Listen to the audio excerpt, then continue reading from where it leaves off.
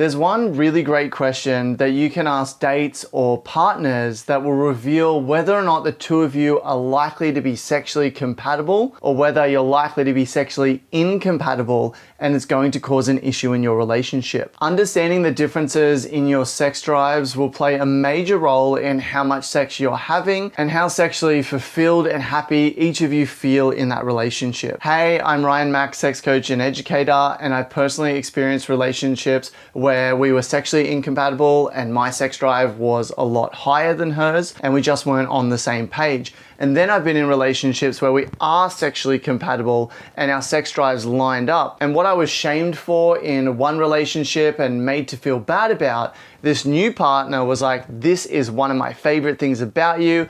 I absolutely love this about you and our relationship. Needless to say, at least in the area of sex, you can guess which relationship was better for me as well as for the partner that I was with. By asking this one simple question, you can work out whether your sex drives are on a similar level and you're gonna complement each other, or potentially your sex drives are really mismatched and that's going to cause issues in your relationship. I remember going on a date with a beautiful woman who hadn't really had sex in the last couple of years. So from the outset, I'd probably think, okay, she probably has quite a low sex drive because sex hasn't been a priority for her. But when I asked her this question, her answer was much higher than I expected, and it was basically perfectly in line with my answer. Ultimately, we ended up in a relationship and her answer was correct. We were aligned and we had a great sexual relationship for as long as it lasted. It's very common for people to have very different desires and expectations when it comes to the frequency of sex that they have in a relationship. Some people can have sex one time and then after the sex they feel completely satisfied. They feel like that was great, but don't touch me,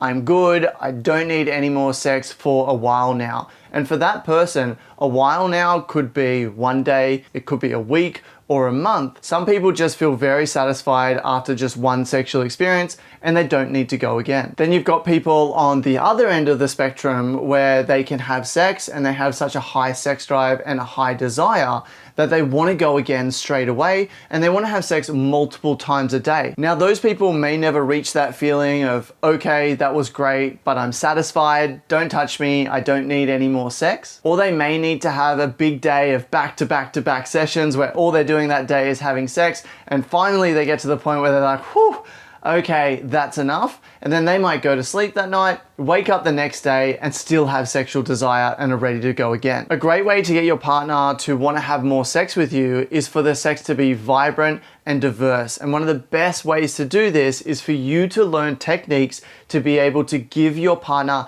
amazing amounts of pleasure through fingering, through oral sex, and through intercourse. I've got a free video guide on how to give great oral and give your partner amazing oral orgasms. So go to passionately.com/oral to sign up for the newsletter and get access to that. And you'll also get daily tips on how you can be the best lover that you can be. So there's a full spectrum of sexual desire and people fall at different areas on this spectrum. One's not better than the other. Someone who has sex once a week or once a month, if they're happy, then that's fine for them. And someone might have sex once a day or multiple times a day and they're happy and they're both living good lives. As long as it works for them, that's important. But the issue arises when you get someone on one side of the spectrum who partners up with someone on the other side of the spectrum. Now, a lot of aspects of their relationship could be really great, but if you've got someone over here that wants to have sex twice a day and you've got someone over here that wants to have sex once a month, then what's gonna happen is this person is going to be pestering this person and going to want to have more sex. The one who doesn't want to have sex is going to feel really frustrated and annoyed and is going to feel like all you really care about, all you really want me for is sex. And then that's going to cause conflict. And then you've got the person over this side who really desires their partner and wants to have sex with them. It's not necessarily a greedy thing, but it's how they like to connect and express. And they're going to feel completely neglected. They're going to feel completely rejected. They might be shamed by their partner for wanting so much sex, which has definitely happened to me. me and can be really devastating. Or on the other hand, they might shame their partner for not wanting sex, and so it can be devastating for both people. However, when you find people who are on the same area of the spectrum, so maybe they both don't want much sex, maybe they want an average amount of sex, maybe they both want a lot of sex, then both of those people can be really happy, at least in the sexual part of the relationship. Now, obviously there's more to a relationship and compatibility than just sex. However, for many people, this is a really important part of their romantic relationships, and getting this aligned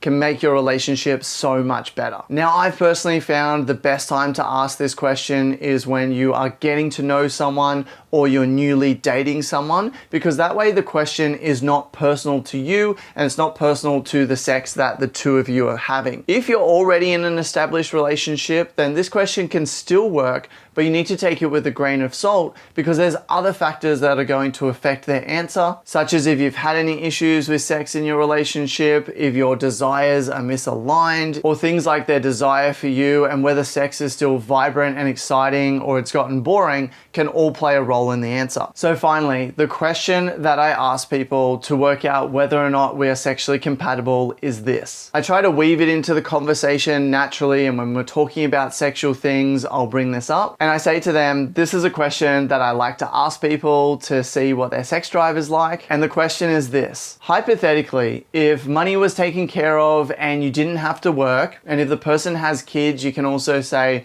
and say your kids were moved out and you didn't have to look after your kids anymore, and you had an amazing partner or multiple partners who you loved having sex with, how often would you want to have sex per week or per day in order to feel satisfied? When you're able to hypothetically take away all the stresses of life with money and kids, and you can do what you want with your day and with your time, and if you've got these amazing people in your life that you just have a great connection with and you love having sex, how often would you want to have sex to get that feeling of satisfaction and be like, yep, I'm happy, now I want to do other things with my day? So that's the question. It's a fun hypothetical to think about. Ask this question of yourself to find out where you land, and then ask this of the people that you're dating or your partners to see where they land. And sometimes the results will surprise you. But for your partner to continue to want to have a high frequency of sex, then the sex needs to be good and it needs to be connected and it needs to be vibrant.